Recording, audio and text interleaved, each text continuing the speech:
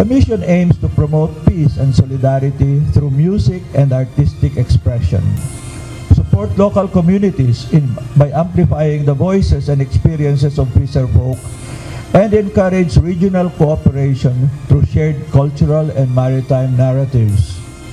Muling maglalayag ang civilian caravan sa West Philippine Sea sa susunod na linggo.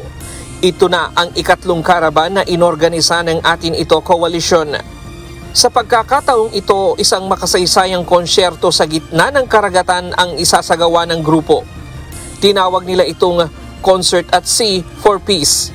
Ayon sa co-convenor ng Atin Ito, sa halip na barkong pandigma, musika ang dadalhin nila sa gitna ng karagatan na nagpapahayag ng kapayapaan. It is a mission that casts nets of unity and solidarity, not conflict. A stand that declares the West Philippine Sea is ours, Atin Ito, but it shall be a sea of peace. Let the waves and music carry our message across nations. Let the world hear the voice of our fisherfolk, the beat of our unity, and the anthem of our hope.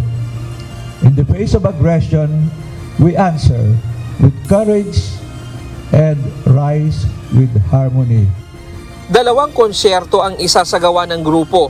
Una, sa El Nido, Palawan bago tumulak papuntang Kalayaan Group of Islands. Pangalawa, sa mismong barko na sasakyan ng grupo pagdating sa Kalayaan Island. Sisikapin ng grupo na makalapit at makapasok sa loob ng territorial waters sa Pag-asa Island. Definitely tatawid na tayo ng exclusive economic zone because of this. So even yung sa papunta sa Pag-asa Island, ano na yon, tatawirin na natin yung EEZ. So definitely the idea of the concert is that we can conduct a peace and solidarity concert within our EEZ. Yun lang for this, the second part, gusto natin kasi lumapit sa Pag-asa Island as close as we can. So papasok na tayo dun sa territorial area niya.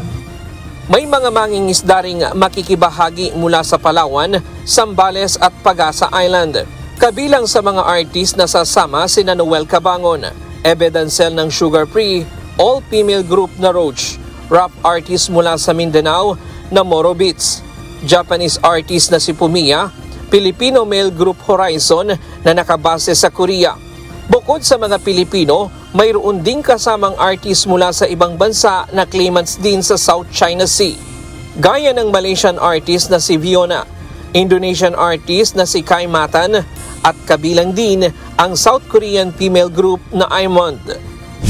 Tiniyak naman ng Atin Ito Coalition na mayroon silang koordinasyon sa National Task Force for the West Philippine Sea at sa National Maritime Council para sa seguridad ng mga sibilyan na sasama sa misyon.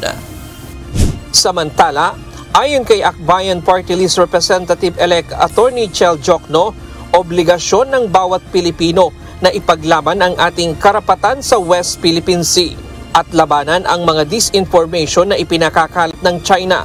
Nakakalungkot lang anya dahil may mga Pilipino na napapaniwala sa naratibo ng China at ang nakakabahala ay may mga Pilipino mismo na nagpapakalat sa disinformation ng China.